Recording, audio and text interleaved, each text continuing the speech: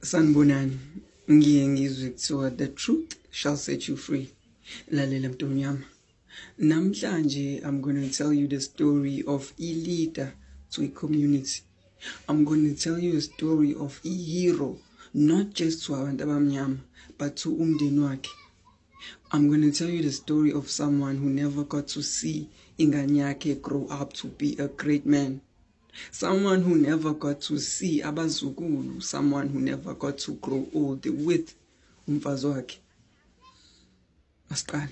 Ngonyaka 2011, the Setshotho local municipality eFicksburg, Free State received imali engango 27 million to improve water infrastructure yase Ficksburg.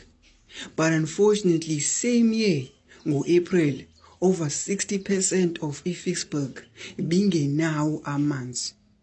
And when the councillors and the government officials were asked ukuthi why abantu bengenawo amanzi, they blamed it on delay.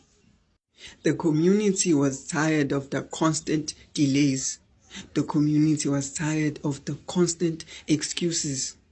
Our government officials were failing the community as a Ficksburg, a Free State. And so the community yahlangana and decided to go to the streets and protest against the discrimination. They decided to protest against the lack yamanzi, which is a basic requirement to live for umuntu. This is Andries Tatane, a 33-year-old activist, a community leader. Andries Tatane wathatha isinqumo sokuthi he also wants to represent his community. He also wants to stand against the discrimination njengoba bencishwa amanzi. And so ngomhla ka-13 April 2011 wadecide ukuthi nawe uyahamba uyojoyina i-community kule protest lena. Babe busy, beshouta bethi give us water, give us life.